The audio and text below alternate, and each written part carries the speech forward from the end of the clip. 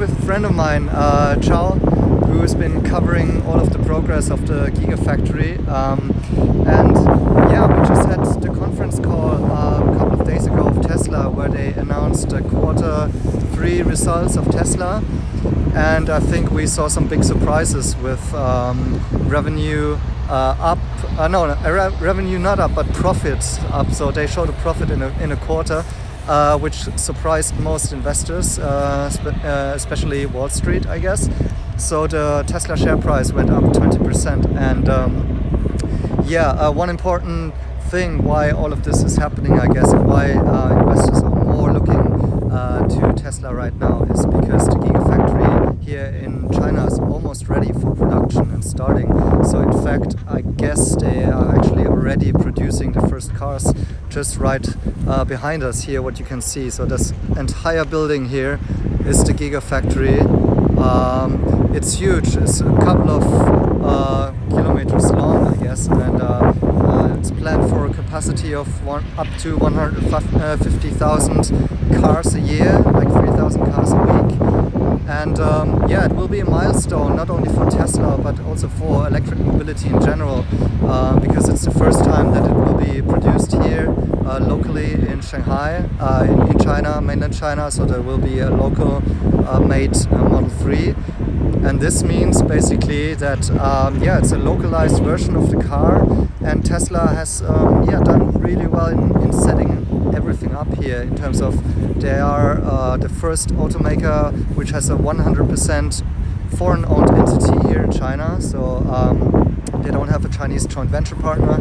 They have massive subsidies from the Chinese government, like the Shanghainese government, which helped them, first of all, give them the license to produce here, and second of all, to build this massive Gigafactory. Also very nice bank loan terms for building the plant.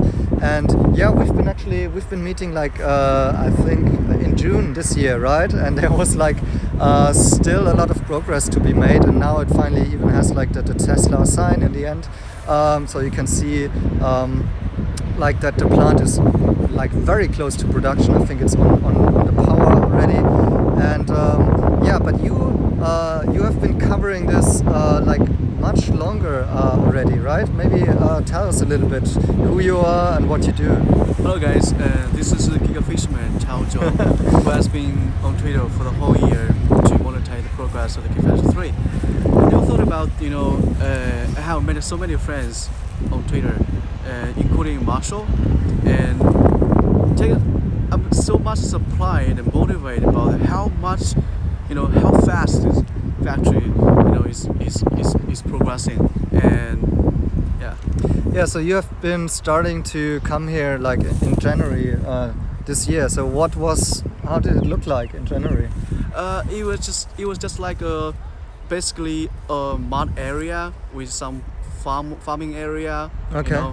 So maybe here the rest here, basically nothing at all, right? Yeah. Okay. And then what did you do? I basically come there just once a week. Okay. Once or 2 weeks to posting pictures and videos, about the Gigafactory progress to the Western world, basically on Twitter. Mm-hmm. Oh, interesting. And what did you see? How did the progress of building the Gigafactory work? It was just we was built by overnight. It's hard to imagine a car factory, especially Gigafactory 3. Nearly 1 million square meters is built by overnight, just 7 or 8 months. Yeah, it's amazing. Yeah, I never seen a factory like this before. Getting so fast. Yeah, I mean, China is known for building stuff really, really quickly, right? But this might be an exemption still, because it's we're now not even by the end of the year, and the factory is starting production. It's crazy. Yeah, and you have also been covering the progress with on Twitter, right? And on YouTube with your DJI. Yeah. Okay. So tell us a little bit. How did it go for you? You started basically with 0 followers. Yeah. loves me. People love me on Twitter because I'm so passionate about Tesla, and so passionate about the community, and I'm not just posting some things on social media or Chinese social media. I'm posting pictures or videos, originally by my jaw and my phone. That's why people love me, because this is kind of devotion. This kind of enthusiasm, the people that can inspire a lot of people. Okay. Yeah. So that. But how come you're inspired by Tesla? What's the reason for it? And like, especially being Chinese, how do you relate to this foreign company? Yeah. When I was in college students, I was a huge fan of NASA, and when I see a guy who can invent it, who can make a rocket, that is things that a country can do. So if one person can do that, that guy can be amazing. So I was also fascinated about Elon Musk, this guy. Okay. Then I began to know more things about SpaceX and Tesla. Yeah, but these things, they're basically happening in the US, right? Not happening in China. But I got an opportunity. Tesla Gigafactory 3, is getting built in Shanghai, and I'm basically in Shanghai. So that's why, I came there occasionally to the Gigafactory 3 to show, what I can contribute to the Tesla community. Okay. Yeah, speaking of the Tesla community, what can you say about it? Maybe like the Western Tesla community and also like the Chinese one. What is your perception? Yeah, I'm deeply thank you for the guys supporting me all the way. Supporting me all the way. I'm really grateful for that. And I think the people who love Tesla, who love Elon Musk's vision about sustainable clean energy, is they're driving by people's hearts. People love a peaceful world. We love a clean energy world. So that's why I and other people are so passionate about Tesla. Yeah. Okay. And I'm able to meet very friendly, very well-educated people that I have no opportunity to meet. Yeah, that can be very exciting. Okay, where did you meet this group of people? What happened? I have contact a lot of people. I personally met a lot of people like Vincent, like Ming Zhao, like the other guys like Marshall, who is basically the founder of e-commerce website. And the other guys like just a tons of people, yeah, I cannot count that, just so many. Yeah. And now you're also pretty popular, I guess, like on Twitter, right? You have like, how many fans do you have now? It's now basically 3,000 fans right now. Okay. Yeah, it's getting fast. Doing really well, yeah. And have you been in contact with Elon Musk as well? Or Tesla? I have the Elon Musk hashtag at him for several times, but Oh wow. yeah, Congrats. I got liked by him once, but I hope there can be more in the future. Yeah, but this is a very cool experience to be, endorsed by Elon Musk. Yeah, sure.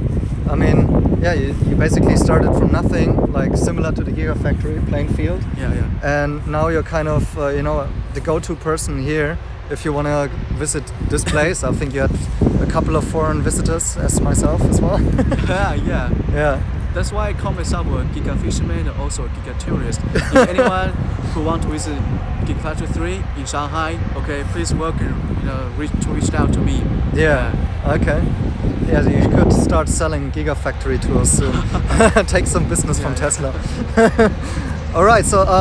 But I mean, the factory is now almost ready. But what do you think about the market in China? Like, how do Chinese, first of all, perceive like the EV cars, electric vehicles, but also Tesla as a foreign brand? And what will is there a change now that they produce locally? Do you think it will change the perception? I think people like. I think China is in favor of clean energy. Yeah, China is going to be the largest market for EV. For EV. Yeah. And Tesla, I have a lot of friends who bought Tesla. And some friends that we are trying to buy Tesla. In near 2 or 3 years. Okay. And I think people they love electric cars because they are money saving, vehicle. Yeah. But I think that if the price can be a little bit cheaper, that can be a much more potential customers in the future, especially for the big brand like Tesla. Yeah. Yeah. Okay, so even for like the Model 3, which is kind of a mass market vehicle, economically priced, you think it's still maybe a little bit expensive for the Chinese to buy? A little bit expensive. Yeah. Yeah, that's for sure. Okay. Yeah, right. But on the other hand, like there's also like Chinese also very famous for the luxury car market and the premium car market, which I think is still growing a lot actually. Yeah, I think if they Tesla, they want to drop down the price. They need mass production. Mass production means much more demand, right? So it takes time, 1 or 2 years to drop down the price. I think that in the future, more and more Tesla will buy, more and more customers will buy Tesla cars. I'm pretty sure about that. Okay.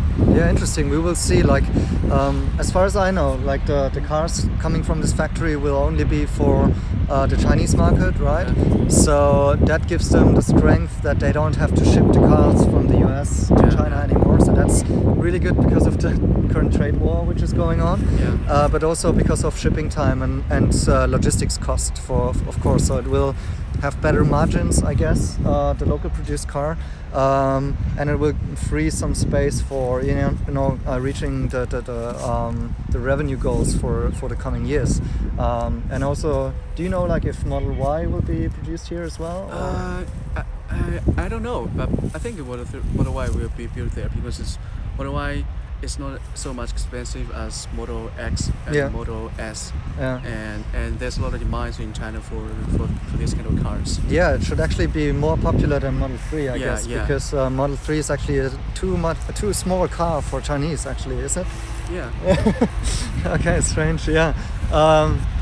All right. Yeah, I think that's it from our side here. We're now going to explore the factory a little bit more, like the changes that we've seen from visiting in the past, and maybe I've heard the rumors that outside of the factory we can already see some parked cars that may be the first produced vehicles standing outside here.